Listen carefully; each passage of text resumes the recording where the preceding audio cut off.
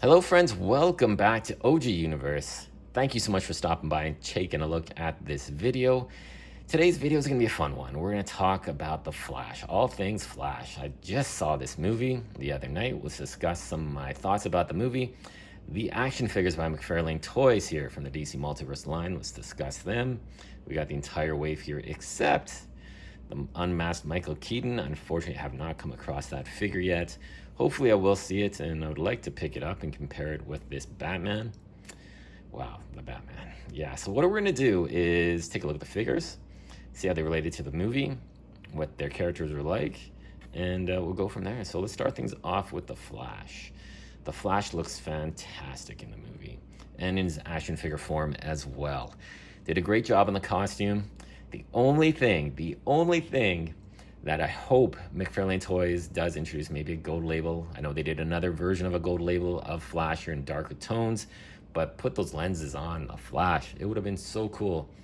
One of the introductory scenes, you see the Flash and those lenses pop down from his mask. It looks fantastic. I'd love to see a figure with that.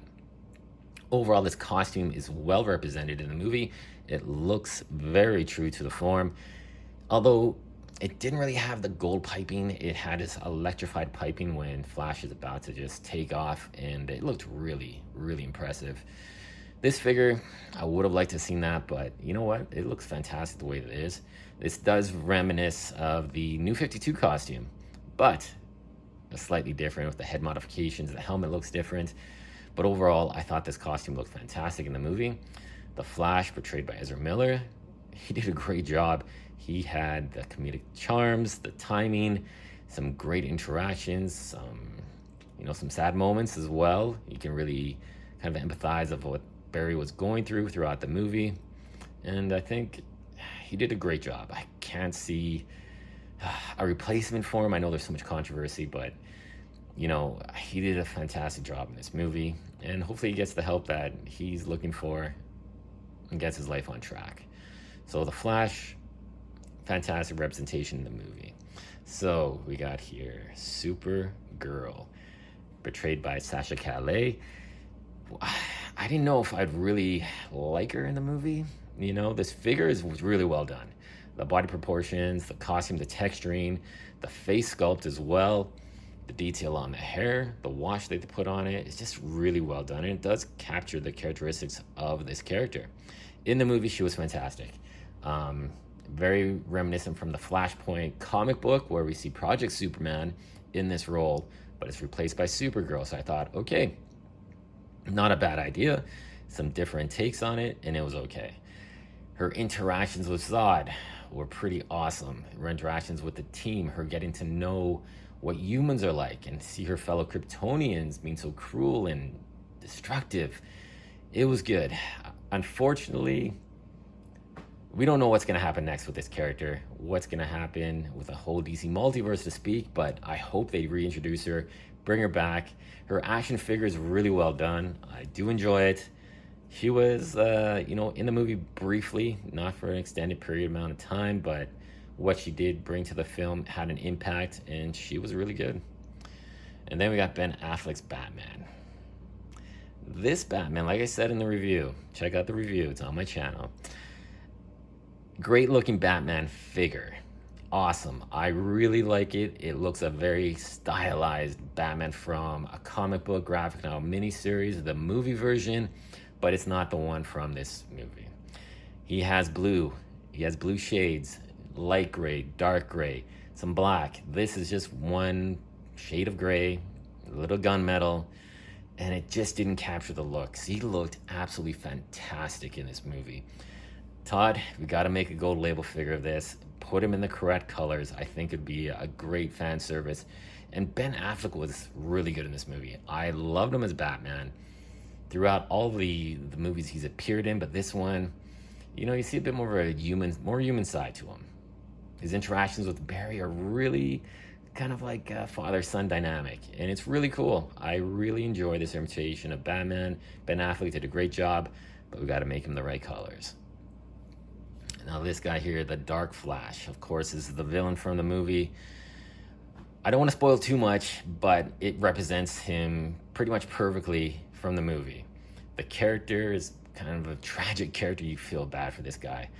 And the way this figure looks, oh man, it is impressive. He looks fantastic. This is probably as close as we're gonna get to a symbiote, a Venom, because man, this looks like a Venom to me. Pop the head off, do a bit more sculpting, painting, fill up the crack in his chest. You'd have an awesome looking Venom. Just imagine what Mcfarlane could do with the Marvel license. It would be incredible. But we got the DC license and I'm super happy about that. I don't want to spoil too many things if you haven't seen the movie, but this is a well representation of the Dark Flash in the movie. He's pretty damn creepy, and this figure captures the rage, the essence, just the curiosity of this character. The head sculpt is fantastic, the body proportions, and all of these mountable pieces of, I won't say what it is, of stuff, looks fantastic. They did a phenomenal job. This one here, the Batsuit Barry Allen Flash, again, represented extremely well in the movie. This costume looks fantastic in the flick. The figure was one of my surprise hits from this line. I didn't know if I'd like it so much because it's such a weird departure. The cut off ears from the cowl, but they did a fantastic job on this figure. Super well represented in the movie. He looks fantastic. And let's get to the big boy here. So this guy here, the Michael Keaton, I think this is probably the best figure from the wave. For a Batman figure, when this character popped on the screen, the audience went wild. They were cheering, and it harkened back to my young days watching the '89 Batman and just being so in love with this character, the movie. Michael Keaton, I don't know if I might be going back on my words, but I think he might be my favorite Batman. He was so cool in this movie. His action sequences, of course, it's not him in the costume because he can't move like that. The stunt double was fantastic. He moved so well in this movie. The action sequences that had this version of Batman were fantastic. This action figure is just beautiful, and I love the cloth cape. The cloth cape is just a great departure from the heavy plastics. It looks so well done, has a really nice texture to it, some good weight. And this figure is phenomenal. I think this is definitely gonna be a top 10 best of 2023 DC Multiverse figure. Absolutely phenomenal. And it opens up for customs. If you wanna make it a little more traditional, add that yellow to the belt, go for it. I mean, I'm thinking about it, but I don't know. I've only seen this figure once. And that was in my Walmart order that I placed online months ago that I got. I haven't seen this figure in stores. I've seen the other figures repeatedly, but I have not seen this Batman, and it's a well-crafted figure. So my overall impression of the entire movie, I really enjoyed it. It's a fun movie. It's a great ride. There's some great scenes. Now, there's so much controversy about, of course, Ezra Miller. Let's not, I don't really want to go down that road, but just talk about the film.